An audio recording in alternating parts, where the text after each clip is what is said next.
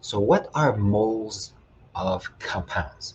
Here, if you look on the thumbnail, you have a copper sulfate. That means that if you have a mole of copper sulfate, that means that you have a set amount of those particles. Now, today we're going to talk about the Avogadro number again, because that will help us with the moles, and it will also help us with how do we find the mass of a mole of compound. So that is the plan for today. So let's see what we can find. In order to know what is a mole of compound, let's go back and see what a compound is. So here on the side, you can see that I have carbon dioxide. So here, what do we have here? We have one atom of carbon and two atoms of oxygen. Now, this is one molecule. If it happens that I had 12 molecules, so there we go. So instead of having one molecule of CO2, what if I have 12 of them?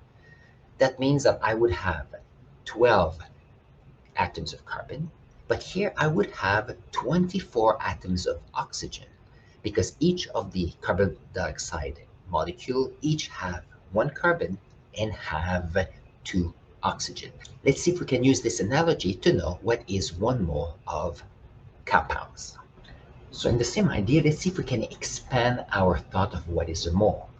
So here, if I have 1 mole of carbon dioxide, that means that I have 1 mole of carbon given 1 mole of carbon monoxide. Because for each mole of carbon monoxide, I have 1 mole of carbon, because there's 1 carbon per molecule. Now, if I'm talking about oxygen, here I can say that I have 2 moles of oxygen, because within each mole of CO2, each molecule contains 2 oxygen. Therefore, 1 mole of carbon dioxide gives us 2 moles of oxygen atoms. And now we can see a new example of the beauty of math with the chemistry. If it happens I have 6 moles of CO2. From here we know that each mole of CO2 here has 2 moles of oxygen. Let's put it as here. That means that if I have 6 moles of CO2 and I want to know how many moles of oxygen I have, I know that there are 2 moles of oxygen per mole of CO2. We know that we can cancel those two. That means that we have, with 6 moles of CO2, 6 times 2 gives us 12 moles of oxygen like this. It's important because you have to keep in mind that every molecule has a set number of atoms within their chemical formula. Now that we have a good understanding of what is a mole of compound, the next step is to figure out what is the molar mass of said compound. So let's see. If I want to know the molar mass of copper sulfate, I put it on the thumbnail of my video here. This is here a polyatomic ion with copper. If I want to know what is the molar mass, then I need to know the mass of each of those individual atoms within this molecule. And since we have a mole of that compound, let's see. That means that we have to look on the periodic table for the information such as the atomic mass. So if we look here on the periodic table, we know that if we have copper, the information about copper is that 1 mole of copper is 63.546 gram. We also have sulfur, and sulfur has 32.06 gram per mole, and we also have oxygen here, which is 15.999 grams per mole. So what does it mean if we do our calculations? If I want to know a molar mass of a compound, then I have to see, I have my compound here. I need to add that 1 mole of copper is 63.546 plus 32.06 gram per mole of sulfur, because we have sulfur here in the compound, and we have 4 atoms of oxygen. See here, O4. That means that we have 4 times 15.999 grams per mole of oxygen. I'm going to put a little G right here. That means that if I add all of these numbers with the multiplication here, I end up with the molar mass of copper sulfate at 159.602 grams per mole of copper sulfate. So these are important calculations, and we know how it works because we have the periodic table that gives us information, and we know what the molar mass is. My next example will be about what is the mass of 2.5 moles of glucose. So here, let's go back to basics to know the mass of 1 mole of glucose. So if I have glucose here, that means that I want to know the molar mass of that large molecule. We know that in this molecule we have 6 atoms of carbon, so the mass of the carbon only is 6 times the molar mass of carbon, which is 12.011 grams per mole of carbon. And then we have to add the hydrogen. Since we have 12, here we need to add 12 times the molar mass of hydrogen, which is 1.008 grams here, plus 6 times the molar mass of oxygen, which is 15.9999 grams for 1 mole of oxygen. Now, given this, I do my multiplication. I end up with about 72 grams of carbon, about 12 grams of hydrogen, and about 96 grams of oxygen. I put them all together. That means that the molar mass of glucose is 180.156 grams per mole of glucose. Now, my original question is such: I want to know what is the mass of 2.5 moles of glucose. What I have to do, I know that I have 2.5 moles of glucose, but I also know that for each mole of glucose, it is 180.156 grams. And so what can I do here?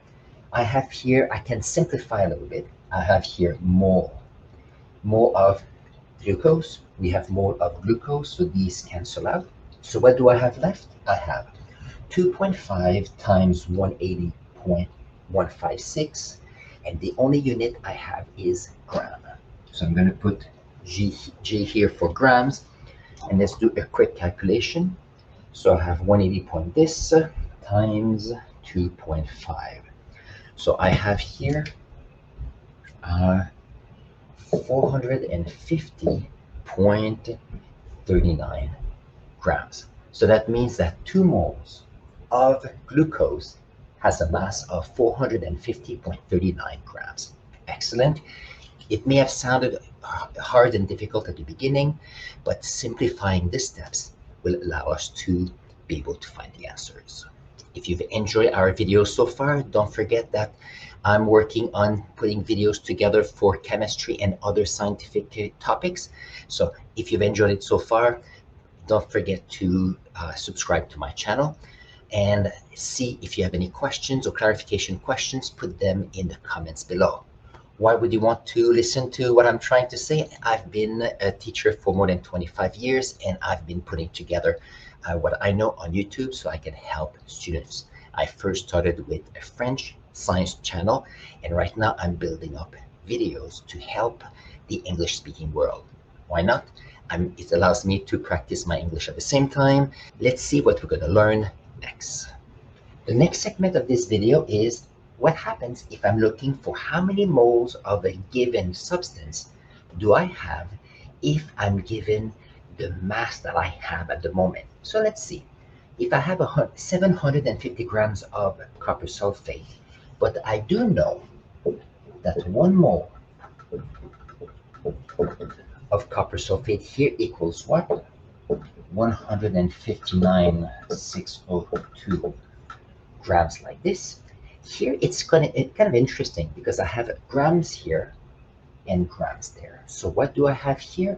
All I have here is our 2 numbers, and we have mole of copper sulfate. So let's take a calculator to see if we can find the answer here. So we have 750 divided by 159.602. And that gives me, let's round the number, at 4.7 mole, equals 4.7 mole of copper sulfate. So here you have to keep in mind that since the beginning of the video, we've been doing some calculations to first figure out the molar mass of these compounds. And then if I have here 750 grams of copper sulfate, I would need to find the molar mass so I can actually do the calculations here. Here I have glucose. I decided to go for a round number at 1,000 grams of glucose. But here I know from the work we've done earlier, and you can go back at the beginning of the video to verify and review, we know that 1 mole of glucose like this equals, what is the weight? We calculated that earlier at 180.156 gram. Now we know that we can cancel out some of the units here, so what do I have left? I have 1,000. Let's get the calculator out. So we have here 1,000 divided by 180.156, and that gives us 5.55 moles. 5.55 mole of glucose here. See, this is still part of our equation and it works nicely. C6.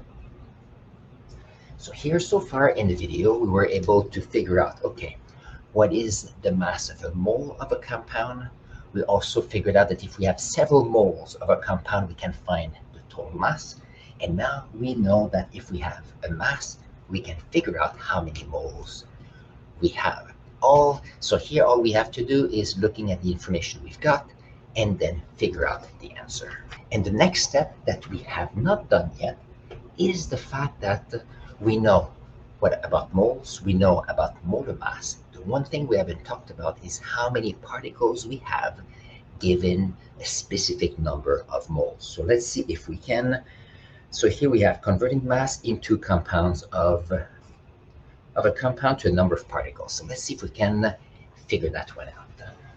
So to answer that question, let's see what we had again. We figured out what the molar mass was for each of those compounds.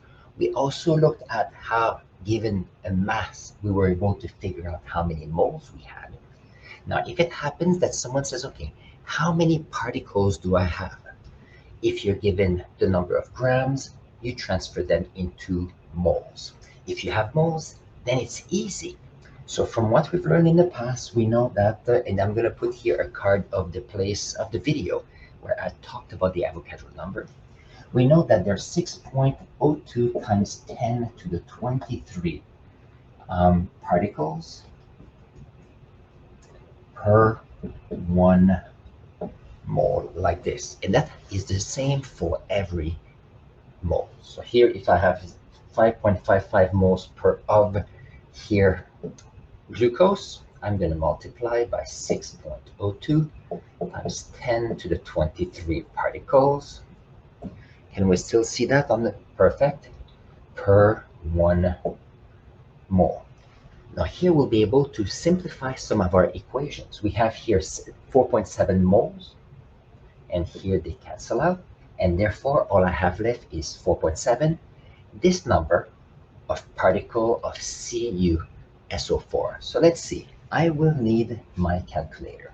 So here, the scientific numbers are always tricky in my calculator. So let's see if I can do it the old-fashioned way. So I do 4.7 times 6.02. 4.7 times 6.02. I end up with 28.294 times 10 to the 23 particles, like this, or it is the same thing as 2.83 times 10 to the 24 this time. 24 particles of copper sulfate. Perfect. Can we read nicely? Yes, we can. So here, if I have 0.55 moles of glucose, and I know that there are 6.02 times 10 to the power 23 particles per mole, these cancel out, and here I use my calculator again. 5.55 times 6.02, I end up with 33.411 times 10 to the 23 particles. And here, because I have 33, I want a number between 1 and 9. I have 3.3411 times 10 to the 24 particles of what? Of glucose, like this. So at the end, in this video, I showed that at the end of the day, we always are working with three type of reference point. The first one is 1 mole, which is a package of something. That package 1 mole has a mass, and we use the molar mass either of an element or the molar mass of a compound. And on top of that, we also know, given the number of moles we have, we can figure out how many particles we have of that given compound. So that is the information I have today with respect to moles.